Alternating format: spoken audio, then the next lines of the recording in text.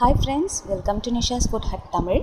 இன்றைக்கி நம்ம பார்க்க போகிறது நம்மளுக்கு உபயோகமான ஃப்ளார்ஸை எப்படி ஸ்டோர் பண்ணுறது அப்படிங்கிறது. நான் இன்றைக்கி ரோஜா பூ எடுத்திருக்கேங்க. இப்போ பாருங்கள், ஒரு சின்ன கவர் எடுத்திருக்கேன். அதில் எந்த ஓட்டையும் இல்லாமல் இந்த மாதிரி நம்ம எடுத்து வச்சுருக்க ரோஜா பூவை ஒன்று ஒன்றா உள்ளே சேர்த்துக்கலாம். இப்போது வெயில் டைம் அப்படிங்கிறதுனால பார்த்திங்கன்னா நம்மளுக்கு பூவெல்லாம் சீக்கிரமாக வாடி போகுது. அதை எப்படி நம்ம சமாளித்து பூவை எப்போவுமே ஃப்ரெஷ்ஷாக வச்சுக்கிறது அப்படிங்கிறது தான் இந்த வீடியோவில் நம்ம பார்க்க போகிறோம். இப்போ பாருங்கள், நான் எடுத்திருந்த இந்த பிளாஸ்டிக் கவரில் எல்லா பூவையும் வச்சுட்டேன். நல்லா மேலே இருக்கிற ஏரை நல்லா எடுத்துடுங்க, இந்த மாதிரி ப்ரெஸ் பண்ணி. அதுக்கப்புறம் நல்லா அதை மடித்து விட போகிறோம். இப்போது இந்த மாதிரி கார்னர்லேருந்து 2 சைடும் மடிச்சுட்டு அதை நல்லா இப்படி க்ளோஸ் பண்ணிவிட்டு ஏர் அப்படியே ஒரு ப்ரெஸ் லைட்டாக ஜென்டலாக ப்ரெஸ் பண்ணுங்கள், பூ உதிராமல் இருக்கும். லைட்டாக ப்ரெஸ் பண்ணிவிட்டு இப்போ பார்த்திங்கன்னா நான் ஒரு பிளாஸ்டிக் கண்டெய்னர் எடுத்திருக்கேன். அது உள்ளே இந்த பூவை வச்சுட்டு பாக்ஸ் போட்டு அந்த மூடியை சேர்த்து போட்டு ஃப்ரிட்ஜில் வச்சோம்னா கண்டிப்பாக இந்த ரோஸ் 4லிருந்து 5 நாள் வரைக்கும் நம்மளுக்கு அதே மாதிரி ஃப்ரெஷ்ஷாக இருக்குங்க. காற்று படாமல் பார்த்துக்கோங்க. இப்போ இதுவே நம்மளுக்கு ரோஜா பூ நிறையா இருக்குன்னா இப்போ அதுக்கு நான் ஒரு பெரிய பிளாஸ்டிக் கவர், அதாவது இந்த கேரி பேக்கில் நான் இந்த ரோஜா பூவெல்லாம் சேர்த்து போட்டு வச்சுருக்கேன். இதை அதே மாதிரி நல்லா காற்று இல்லாமல் நல்லா தடவி விட்டு அதுக்கப்புறம் மடித்து எடுத்துக்கலாம். நம்மளுக்கு பூ நிறையா இருக்க சமயத்தில் பூ சீக்கிரமாக அழுகி போகிறதுக்கும் வாடி போகிறதுக்குமான வாய்ப்புகள் ஜாஸ்தி. இப்போ ஏரெல்லாம் வெளியே எடுத்துகிட்டு நான் இப்போ பார்த்திங்கன்னா ஒரு ரைஸ் பேக் எடுத்திருக்கேங்க. ரைஸ் பேக்குக்குள்ளார போட்டு அதை ஃப்ரீசரில் நம்ம வச்சிட்டோன்னா கண்டிப்பாக நம்மளுக்கு ஒரு வாரத்து வரைக்கும் நம்மளோட வாங்கி வச்சுருக்க பூ நல்லா நம்ம வாங்கின மாதிரியே நல்லா ஃப்ரெஷ்ஷாக இருக்கும். இதை நீங்கள் கண்டிப்பாக ட்ரை பண்ணி பாருங்கள்.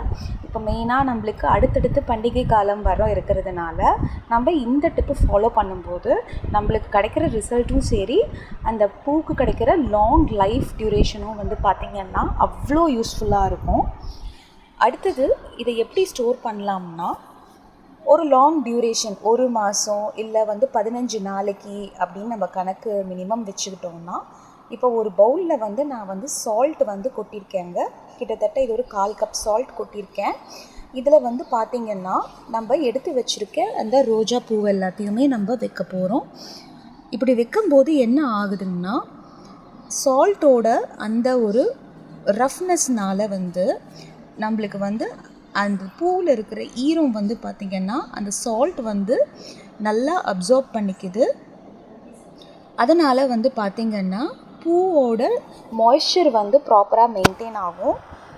இப்போ பாருங்கள், இந்த மாதிரி அடியில் வச்சா போதும். நம்மளுக்கு சுற்றி சுற்றி பூ வச்சு அதே ஒரு கண்டெய்னரில் போட்டு மூடி ஃப்ரிட்ஜில் வச்சுட்டோம்னா நம்மளுக்கு இந்த பூ நல்ல லாங் லைஃப் டியூரேஷனுக்கு வருங்க.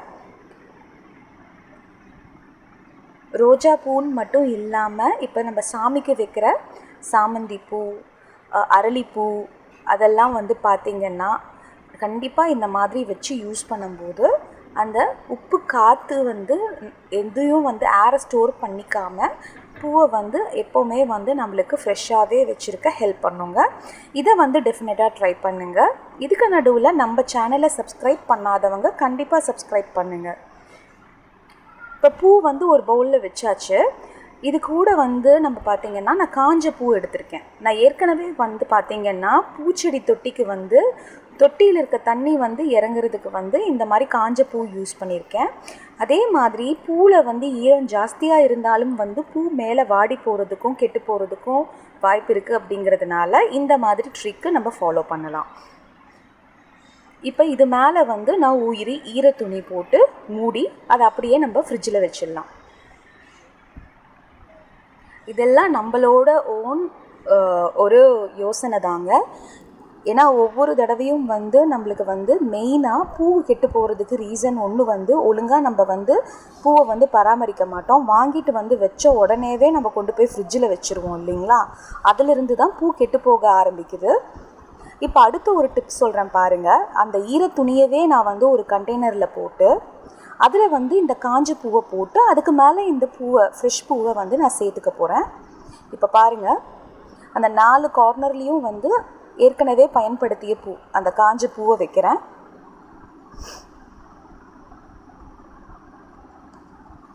இது மாதிரி வச்சு மேலே வந்து பூ வச்சுக்கலாம்.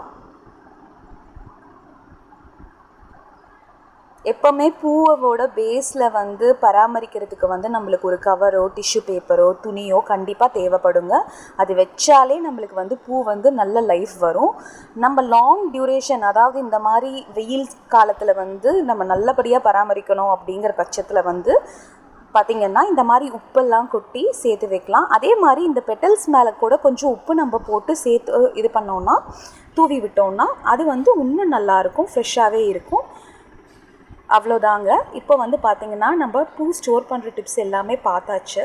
இப்போ இந்த பாக்ஸை நான் கொண்டு போய் மூடி வச்சு அதை அப்படியே கொண்டு போய் எங்கள் வீட்டு ஃப்ரிட்ஜோட ஃப்ரீசரில் வந்து நான் ஸ்டோர் பண்ணி வைக்க போகிறேங்க. அடுத்து வந்து பாருங்கள், இந்த ஃப்ராஸ்ட் ஐஸ் பேக்ஸ் பேக் கிடைக்கும். இது வந்து எங்கள் ஃப்ரீசர் ட்ரே.